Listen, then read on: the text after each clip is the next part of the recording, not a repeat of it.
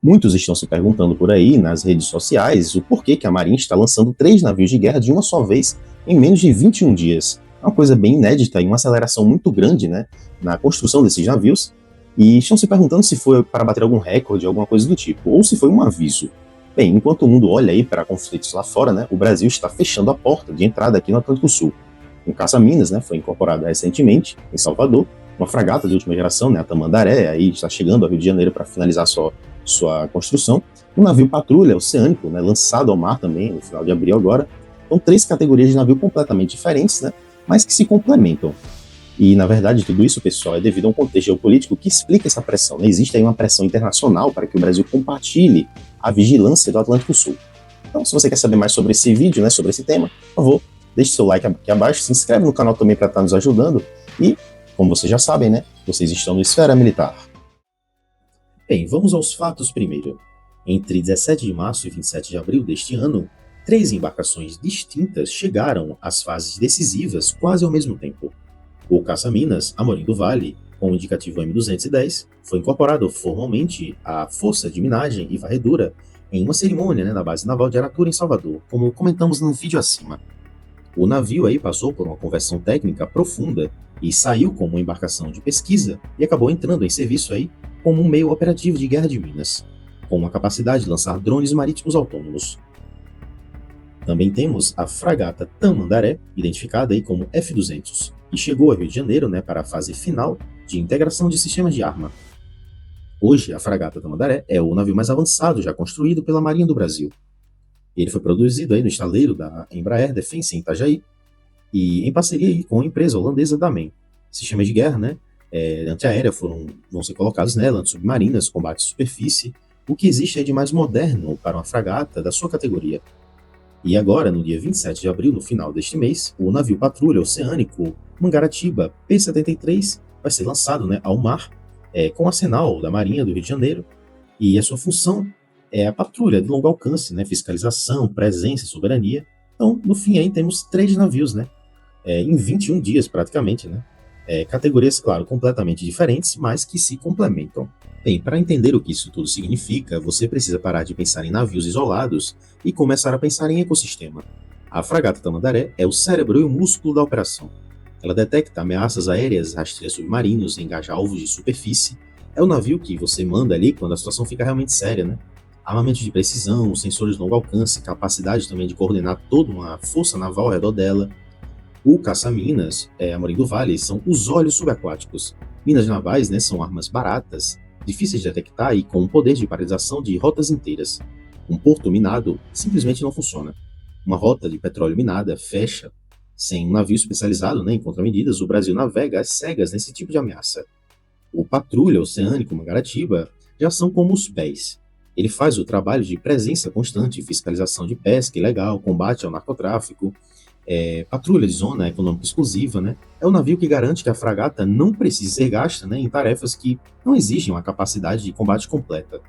Cérebro e músculos, olhos subaquáticos, pés, um ecossistema naval aí que cobre 3 dimensões diferentes de defesa marítima. Bem, pessoal, na minha visão, esse volume de produção todo, em tão pouco tempo, não é uma coincidência de calendário. Isso é muito mais do que isso. É um sinal de que o Brasil realmente quer expandir a sua frota marítima aqui no Atlântico Sul, E está fazendo isso com uma clareza estratégica que não vimos há algum tempo, convenhamos, Não estamos falando aí de reposição de material velho, por exemplo, estamos falando de uma montagem de capacidade, um navio de operação de drones submarinos, que é o caça-minas, uma fragata de guerras eletrônicas embarcada, uma patrulha de longo alcance. Isso é uma decisão de país que quer ser levado a sério, no mar. A verdade é essa, a Marinha quer ter mais autonomia e também ter uma presença maior aqui no Atlântico Sul, bem maior do que tem hoje.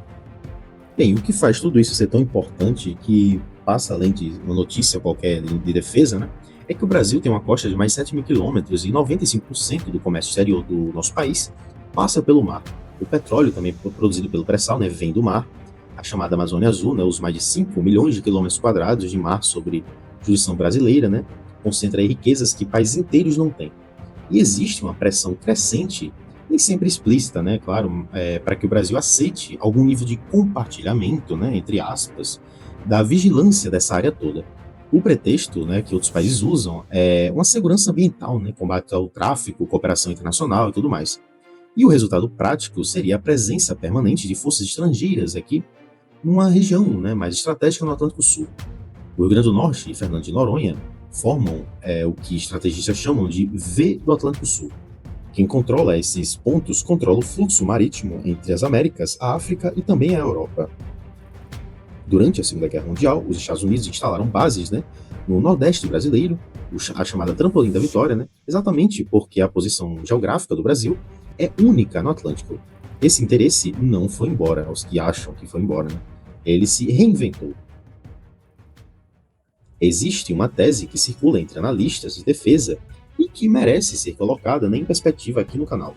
O Brasil está acelerando a nacionalização de produção naval porque sabe que, em caso de conflito global, o fortalecimento externo de plataformas militares seria cortado imediatamente. A fragata Tamandaré foi construída no Brasil com um estaleiro brasileiro, ainda que com a tecnologia estrangeira licenciada. O Amorim do Vale foi convertido dentro de uma base naval brasileira, com parceria de um centro de pesquisa nacional. E o Mangaratiba, né, saiu do arsenal marítimo lá do Rio de Janeiro, da Marinha, e isso não é um detalhe logístico, né, são escolhas estratégicas de um país que depende de estaleiros estrangeiros para manter sua frota em tempos de tensão. E um país com soberania naval condicionada, né, como o Brasil, acaba construindo aí, nesse caso, uma capacidade de sustentar e expandir a sua frota dentro de casa. Isso é muito importante. Esses 3 navios, né, que estão em evidência, mostram isso muito claramente, né, que a gente está querendo algo mais nacional, nesse caso de navios. Bem, o que a Marinha está montando no Atlântico Sul tem um nome técnico: negação de acesso. A ideia é criar uma camada de capacidade que torna qualquer operação naval não autorizada, né, na nossa costa cara demais para ser considerada. Uma fragata com sistemas antiaéreos e antissubmarinos eleva o custo de uma incursão aqui pelas nossas águas, né? Um caça-minas garante que os nossos próprios portos, né, e rotas brasileiras não sejam comprometidos por armas baratas e de difícil detecção também, né? E um patrulha oceânico mantém a presença constante numa área que seria impossível cobrir só com navios de maior porte, por exemplo. Isso não é uma postura ofensiva, é uma construção de uma dissuasão real. E a mensagem também, né, de que qualquer ator que queira operar no Atlântico Sul, sem uma coordenação com o Brasil, vai encontrar uma resistência. E essa mensagem, claro, né, é direcionada não apenas para adversários hipotéticos, mas também a parceiros que, às vezes, confundem a cooperação com permissão. Isso qualquer um, seja China, Estados Unidos, qualquer um. O Brasil está colocando navios no mar, está construindo em casa, está cobrindo, né, 3 dimensões de guerras navais ao mesmo tempo. E também está fazendo tudo isso no momento em que o Atlântico Sul voltou a ser um objeto, né, de disputa polêmica e de potências, né, principalmente aqui na região. Na minha visão, isso é uma expansão de força, né, e não a manutenção, como muitos estão achando. E o Atlântico Sul, né, vai ser um espaço, sim, cada vez mais disputado nas próximas décadas. Isso a gente está vendo agora, né? A pergunta que fica é: esse ritmo vai se sustentar aqui no Brasil? O Brasil tem um orçamento de vontade política e também uma capacidade industrial para seguir esse caminho? Ou esse momento aí de abril, né, que a gente está vivendo, vai ser uma exceção num histórico aí de atrasos? Deixa aqui sua opinião nos comentários, e se você quer continuar acompanhando, né, as análises aqui, como essa, né, se inscreve abaixo no canal e deixa o seu like e também ativa o sino para receber os próximos conteúdos. Então é isso, pessoal, até o próximo vídeo.